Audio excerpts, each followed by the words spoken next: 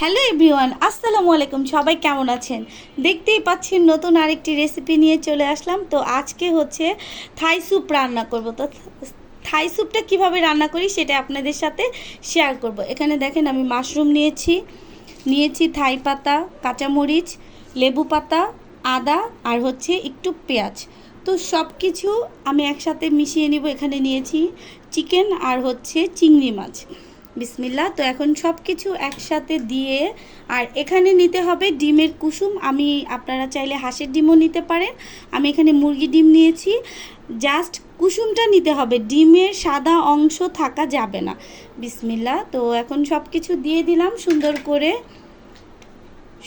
সব কিছু দেওয়ার পরে হচ্ছে আমি এখানে কর্নফ্লাওয়ারটা আগেই গুলিয়ে নিয়েছিলাম, কারণ এটা হচ্ছে আগে গুলিয়ে নিলে ভালো হয়। তো এখন হচ্ছে একটু একটু করে কর্নফ্লাওয়ার দিয়ে এখন সবগুলো উপকরণ একসাথে সুন্দর করে আমি হাত দিয়ে মিশিয়ে নেব। হচ্ছে একটু সামান্য পরিমাণে লবণ অ্যাড করে নিচ্ছি। আমি এখানে লাইট সয়া সসটা ব্যবহার করতেছি, 1 চামচ পরিমাণে দিয়ে দিলাম। তো এটা সম্পূর্ণ রেডি হয়ে গেছে। এখন পরের স্টেপে যাই, চলেন আমার সাথে। এই তো চুলায় চলে আসলাম। তো এখানে হচ্ছে আমি বেস্টের চিলি সসটা নিয়েছি, এটা বেস্ট। আর আমি কিন্তু মাশরুমটাও বেস্টের ইউজ করেছি, আপনাদের বলতে ভুলে গিয়েছিলাম। তো এখন আমি পানিটা একদম গরম করে নিয়েছি, এখানে আমি এখন চিলি সস দিয়ে দিব। বিসমিল্লাহ। তো এখন সসটা দিয়ে হচ্ছে আমি সুন্দর করে মিশিয়ে নেব।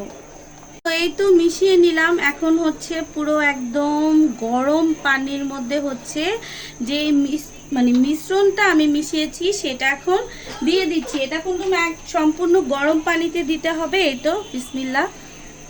এখন ঢেলে দিয়ে হচ্ছে সুন্দরভাবে একদম মিশিয়ে নিব। সাথে সাথে একটু সাদা গোলমরিচের গুঁড়ো অ্যাড করে নিচ্ছি। বিসমিল্লাহ। এটা সামান্য বেশি না। এই তো সাথে চিনির পরিমাণটা আপনারা কম বেশি দিতে পারেন, আমি এখানে একটু কমই দিয়েছি।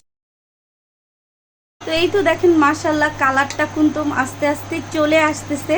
তো আপনাদের কার কাছে কেমন লাগে অবশ্যই জানাবেন, আর সবাই অবশ্যই ট্রাই করবেন। এই তো আর পরিপূর্ণ হয়ে গেলে সেটাও আমি আপনাদেরকে দেখাবো। তো এখন হচ্ছে আমরা এটাকে নাড়াচাড়া উপরে রেখেছি, কারণ এটাও আরেকটু হতে সময় লাগবে। জাস্ট আপনাদের একটু দেখিয়ে দিলাম যে কালারটা কেমন হয়েছে। আসলে খুব সহজেই আমরা ঘরে সব কিছু বানিয়ে নিতে পারি, একটু কষ্ট হবে কিন্তু ভালো। এটা হেল্পফুল। বাহিরের থেকে খাওয়ার চেয়ে ঘরে বানিয়ে খাওয়াটা আমার কাছে মনে হয় যে খুব ভালো লাগে। তো আমার সাথেই থাকুন আর হচ্ছে আমার ভিডিও দেখতেই থাকুন। এই তো এখন আমাদের স্যুপটা প্রায় রেডি হয়ে গেছে। এখন হচ্ছে আমরা নামিয়ে নিব। থিকনেসটা আপনারা দেখতেই পাচ্ছেন কেমন হয়েছে।